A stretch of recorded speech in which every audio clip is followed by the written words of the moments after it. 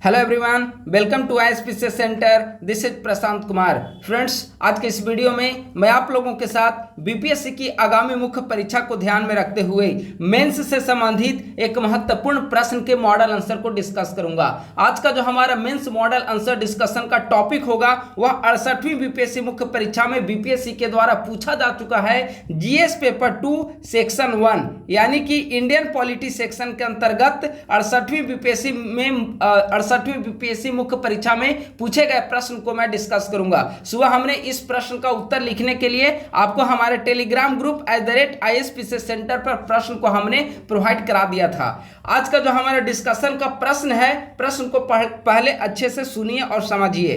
प्रश्न है, राज्यसभा की संरचना एवं शक्तियों का विवेचन कीजिए तथा संसद के द्वितीय सदन के रूप में इसकी भूमिका का उल्लेख कीजिए। देखिए, प्रश्न को पढ़ने पर आपको काफी आसान लग रहा होगा, ठीक है, लेकिन इंडियन पॉलिटी प्रश्न का जब आप उत्तर लिखते हो तो उत्तर लिखते समय आप ध्यान रखिएगा कि अधिक से अधिक संविधान के आर्टिकल, वहां पर संविधान के जो भाग हैं, अनुसूची हैं या फिर न्यायपालिका के द्वारा कोई जजमेंट दिया गया है, तो इन सभी चीजों का अधिक से अधिक समावेश करें ताकि आपका आंसर अन्य अभ्यर्थियों की तुलना में अलग हो सके और बेहतर हो सके, ठीक है। तो प्रश्न यहां पर 3 सेक्शन में पूछा गया है। प्रश्न का पहला सेक्शन है राज्यसभा की संरचना के बारे में बताना है, यानी कि आप इंट्रोडक्शन को लिखेंगे, इंट्रोडक्शन के बाद आप राज्यसभा की संरचना को डिफाइन करेंगे, ठीक है। संरचना को बताने के बाद राज्यसभा की शक्तियां क्या है, किस प्रकार की शक्तियां राज्यसभा को प्रदान की गई है, इसके बारे में विवेचन करना है। प्रश्न का दूसरा सेक्शन है, ठीक है।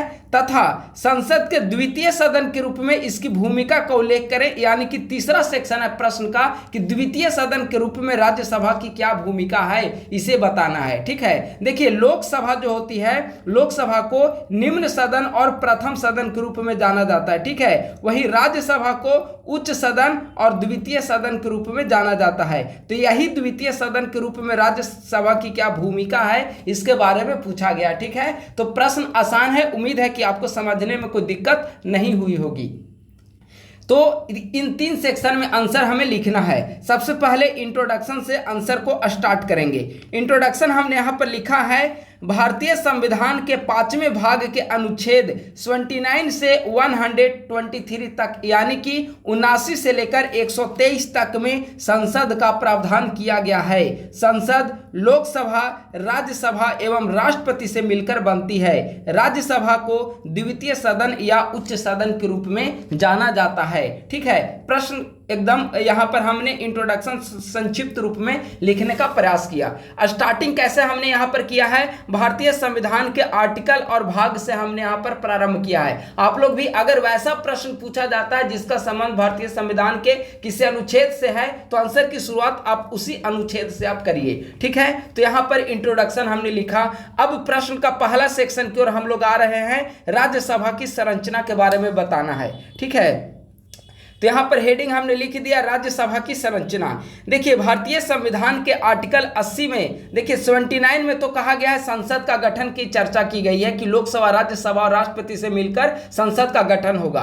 आर्टिकल 80 में राज्यसभा की संरचना के बारे में वर्णन किया गया है और आर्टिकल 81 में लोकसभा की संरचना के बारे में वर्णन किया गया है। ये 3 आर्टिकल संसद से संबंधित काफी ज्यादा महत्वपूर्ण है, ठीक है। तो राज्यसभा की संरचना, संविधान के अनुच्छेद 80 में राज्यसभा की संरचना का प्रावधान किया गया है। राज्यसभा की अधिकतम सदस्यों की संख्या 250 निर्धारित है। यह अधिकतम संख्या निर्धारित की गई है। अभी 245 सदस्य हैं, लेकिन अधिकतम सदस्यों की संख्या 250 हो सकती है, निर्धारित की गई है। इन 250 सदस्यों में से 238 सदस्य राज्यों व संघ राज्य क्षेत्र के प्रतिनिधि होंगे, जबकि 12 सदस्य राष्ट्रपति के द्वारा मनोनीत किए जाएंगे। यानी कि राज्यसभा में कुल 250 सदस्य अधिकतम हो सकते हैं, जिनमें से 238 सदस्यों का निर्वाचन किया जाएगा, जो राज्य और यूनियन टेरिटरी से चुने जाएंगे, और 12 सदस्यों का मनोनयन राष्ट्रपति के द्वारा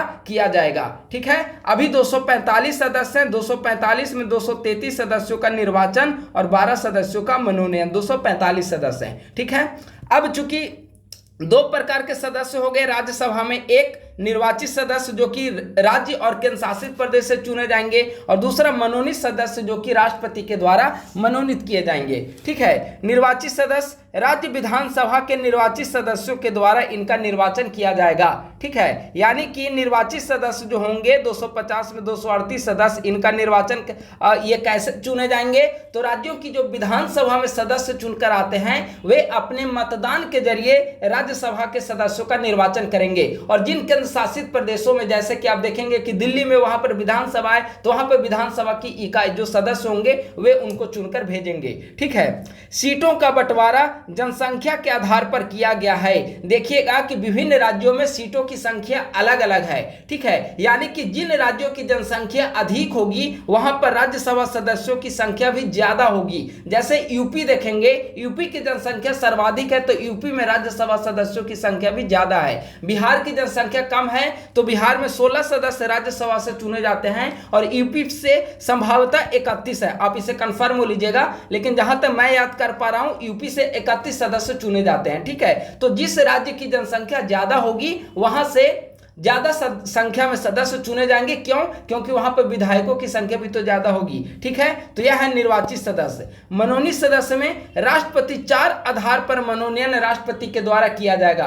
कौन से 4 आधार? साहित्य, कला, विज्ञान और समाज सेवा। इसका वर्णन भारतीय संविधान के आर्टिकल 80 क्लॉज 3 में किया गया है। आर्टिकल आप पढ़ेंगे अनुच्छेद 80, उसका तीसरा क्लॉज आप पढ़ेंगे तो उसमें लिखा गया है कि राष्ट्रपति के द्वारा 4 आधारों पर राज्यसभा में 12 सदस्यों का मनोनयन किया जाएगा और वे 4 आधार होंगे, साहित्य, कला, विज्ञान और समाज सेवा। ठीक है, तो इस प्रकार से आप डायग्राम बनाकर एग्जामिनेशन में लिखने की कोशिश करें ताकि ज्यादा मार्क्स आपको मिल सके। ठीक है, ये सभी इनोवेटिव आइडियाज आपको सीखने होंगे और आंसर लिखते समय ये हैबिट आपको डेवलप करनी होगी। ठीक है, अब आगे बढ़िए। राज्यसभा एक अस्थायी सदन है, अर्थात इसका विघटन कभी नहीं होता है। इसके 1/3 सदस्य प्रत्येक दूसरे वर्ष सेवानिवृत्त होते हैं और पुनः फिर उतने सदस्य चुने जाते हैं। सामान्यतः राज्यसभा सदस्यों का कार्यकाल 6 वर्ष का होता है, यानी कि एक जो राज्यसभा सदस्य होंगे उनका कार्यकाल 6 वर्ष का होगा और प्रत्येक 2 वर्ष पर इसके 1/3 सदस्य जो है वे सेवानिवृत्त होते जाते हैं। ठीक है, तो यह राज्यसभा की संरचना हमने यहाँ पर डिस्कस कर दिया। अब प्रश्न का दूसरा सेक्शन क्या था? राज्यसभा की शक्तियों का विवेचन करें। तो जिस प्रकार से लोकसभा को संविधान के द्वारा शक्तियां प्रदान की गई हैं, उसी प्रकार से राज्यसभा को भी संविधान के द्वारा शक्तियां प्रदान की गई हैं। ठीक है, पहला इनमें है विधायी शक्ति। देखिए, हालांकि दोनों की शक्तियां जब आप लोकसभा और राज्यसभा की कंपेयर करेंगे तो लोकसभा की तुलनात्मक रूप से ज्यादा शक्तियां प्रदान की गई है। कुछ विशिष्ट मामलों में राज्यसभा को भी शक्तियां प्रदान की गई है। एक एक करके यहां पर देखते हैं। सबसे पहला विधायी शक्ति, गैर वित्तीय विधेयक के संदर्भ में, यानी कि साधारण विधेयक के संदर्भ में लोकसभा की भांति राज्यसभा को भी उतनी ही शक्ति प्राप्त है। यानी कि साधारण विधेयक से संबंधित कोई बिल आएगा तो जितनी शक्ति लोकसभा को प्रदान की गई है उतनी शक्ति राज्यसभा को भी प्रदान की गई है। ऐसे विधेयक दोनों सदन की सहमति के बाद ही कानून बन पाते हैं। ठीक है, दूसरा, धन विधेयक के मामले में राज्यसभा को लोकसभा की तुलना में सीमित शक्ति प्राप्त है। धन विधेयक पारित करने का अधिकार, कोई विधेयक धन विधेयक है या नहीं है डिसाइड कौन करेगा? लोकसभा अध्यक्ष डिसाइड करेगा। लेकिन धन विधेयक पर ज्यादा अधिकार जो है वह लोकसभा को प्रदान की गई है और लोकसभा की तुलना में राज्यसभा को काफी सीमित अधिकार प्रदान किया गया है। इस संदर्भ में राज्यसभा को 14 दिनों के भीतर विचार करके अपनी राय लोकसभा को भेजनी होती है। इसका मतलब क्या हुआ उसे समझिए। मान लेते हैं कि कोई धन विधेयक जो है उसे लोकसभा में लाया गया। ठीक है, और लोकसभा के द्वारा यह पारित कर दिया गया।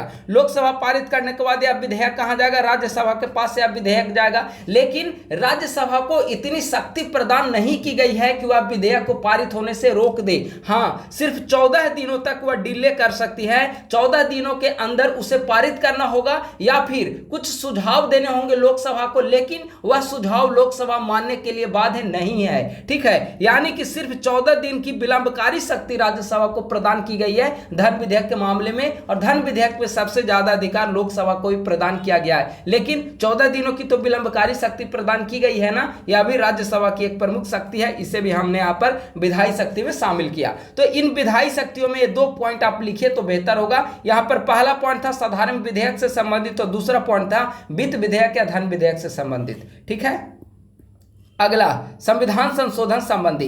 देखिए, संविधान संशोधन विधेयक के संदर्भ में राज्यसभा की शक्तियां लोकसभा की शक्तियों के बराबर होगी, यानी कि संविधान संशोधन विधेयक के मामले में लोकसभा इक्वल टू राज्यसभा, लोकसभा और राज्यसभा दोनों की शक्तियां बराबर होंगी। उदाहरण के लिए अभी हाल ही में नारी शक्ति वंदन अधिनियम संसद के द्वारा पारित किया गया, तो आपने देखा होगा कि लोकसभा के साथ साथ राज्यसभा में भी इसे पारित करना पड़ा है। हालांकि राज्यसभा में सभी सदस्यों ने, जितने उपस्थित सदस्य थे, हर किसी ने इसके पक्ष में मतदान किया, लेकिन फिर भी कोई भी अगर संविधान संशोधन विधेयक होगा तो उसे लोकसभा के साथ साथ राज्यसभा से भी पारित कराना होगा, और यहां पर दोनों को समान शक्तियां प्राप्त है, लोकसभा इक्वल टू राज्यसभा। अगला निर्वाचन संबंधी अधिकार। आप सभी जानते हैं कि राष्ट्रपति का निर्वाचन हो या उपराष्ट्रपति का निर्वाचन, इसमें लोकसभा के साथ साथ राज्यसभा के भी सदस्य शामिल होंगे। राष्ट्रपति के चुनाव में संसद और राज्य विधानसभा के निर्वाचित सदस्य भाग लेंगे, वहीं उपराष्ट्रपति के चुनाव में संसद, लोकसभा और राज्यसभा के सभी सदस्य भाग लेंगे। ठीक है, तो यह काफी महत्वपूर्ण है। अगला है विशिष्ट शक्तियां। राज्यसभा को कुछ विशिष्ट शक्तियां भी प्रदान की गई है जो लोकसभा को प्राप्त नहीं है। ठीक है, जैसे आर्टिकल 249 के तहत राज्यसभा उपस्थित एवं मतदान करने वाले 2/3 सदस्यों के बहुमत से राज्य सूची में शामिल किसी विषय को राष्ट्रीय महत्व का विषय घोषित कर सकती है। और अगर राज्य सूची में शामिल किसी विषय को राष्ट्रीय महत्व का विषय घोषित कर दिया जाएगा तो राष्ट्र का मतलब होता है सेंटर यानी कि केंद्र, तो उस पर कानून कौन बनाएगी? केंद्र सरकार उस पर कानून बना सकेगी। ठीक है, तो आर्टिकल 249 के तहत राज्यसभा को विशिष्ट शक्तियां प्राप्त है। वहीं आर्टिकल 312 के तहत राज्यसभा उपस्थित एवं मतदान करने वाले 2/3 सदस्यों के समर्थन से नई अखिल भारतीय सेवा की स्थापना कर सकती है। तो ये 2 ऐसे अधिकार हैं जो राज्यसभा को विशिष्ट रूप से प्रदान किए गए हैं। ठीक है, अब आइए इसके अलावा जो कुछ अन्य अधिकार, अन्य शक्तियां जो हैं वह राज्यसभा को प्राप्त हैं। जैसे उपराष्ट्रपति को हटाने का प्रस्ताव केवल राज्यसभा में ही लाया जा सकता है, यानी कि उपराष्ट्रपति को अगर हटाने का कोई प्रस्ताव होगा तो सिर्फ राज्यसभा में लाया जाएगा, लोकसभा में सिर्फ उसकी सहमति ली जाएगी, लेकिन पहले राज्यसभा में लाकर उसे पारित करना होगा उस प्रस्ताव को। दूसरा, राष्ट्रपति का महाभियोग या फिर उच्चतम न्यायालय एवं उच्च न्यायालयों के न्यायाधीशों को हटाने की प्रक्रिया हो या अन्य संवैधानिक पदाधिकारियों को पद से हटाने की प्रक्रिया हो, उसमें सदन की स्वीकृति ली जाती है और सदन में राज्यसभा की भी स्वीकृति लेना अनिवार्य है। तो इस प्रकार से राज्यसभा को कई प्रकार की शक्तियां प्रदान की गई है जो कि संसदीय शासन व्यवस्था के तहत उन्हें दी गई है। ठीक है, तो प्रश्न का दूसरा सेक्शन का उत्तर यहां पर समाप्त हुआ। प्रश्न का तीसरा सेक्शन क्या है? द्वितीय सदन के रूप में या उच्च सदन के रूप में राज्यसभा की भूमिका को बताएं, यानी कि राज्यसभा की क्या भूमिका है। ठीक है, स्पष्ट है कि संसद के अंग के रूप में राज्यसभा के पास विशिष्ट शक्तियां विद्यमान हैं, लेकिन राज्यसभा दूसरी सदन होने के नाते संसद में अपना अलग महत्व रखती है। राज्यसभा के गठन का सबसे अहम पक्ष यह था कि यह सदन राज्यों के पक्ष को मजबूती से उठाएगा। देखिए, सबसे प्रमुख भूमिका यह है कि राज्यसभा का जब गठन किया गया था तो उस समय संविधान निर्माताओं के द्वारा यह लक्ष्य लेकर चला जा रहा था कि राज्य के पक्ष को मजबूती प्रदान करना है राज्यसभा के गठन के जरिए, क्योंकि इसमें राज्यों का प्रतिनिधित्व प्रदान किया जाता है। दूसरा, यदि लोकसभा द्वारा किसी विधेयक को जल्दीबाजी में पारित कर दिया जाता है तो राज्यसभा उस पर व्यापक चर्चा करती है। राज्यसभा की दूसरी महत्वपूर्ण भूमिका है द्वितीय सदन के रूप में। कभी कभी होता है ना कि लोकसभा में किसी दल को बहुमत प्रदान कर दी गई है और बहुमत उसे प्राप्त है तो वह जल्दीबाजी में अपने एजेंडे के अनुकूल कोई नियम कानून पारित कर देती है। ठीक है, लेकिन वह राज्यसभा में जाकर अटक जाएगी अगर उसे बहुमत प्राप्त नहीं होगी तो, क्योंकि राज्यसभा में अलग अलग राज्यों के सदस्य वहां पर चुनकर आते हैं, वे राज्यों का प्रतिनिधित्व करते हैं और उस विधेयक पर व्यापक रूप से विचार विमर्श और चर्चा करते हैं। ऐसे कई उदाहरण देखने को मिलते हैं जिससे स्पष्ट होता है कि यदि लोकसभा बहुमत के बल पर तानाशाही रवैया अपनाकर विधि निर्माण करती है तो राज्यसभा उन निरंकुश निर्णयों पर अंकुश लगाने में सहायता करती है। अभी हमने बताया कि अगर लोकसभा बहुमत के आधार पर, बहुमत के दंभ पर किसी कानून को पारित करती है तो राज्यसभा उसे रोकने में सफल हो सकती है अगर उस दल को राज्यसभा में बहुमत नहीं हो तो। ठीक है,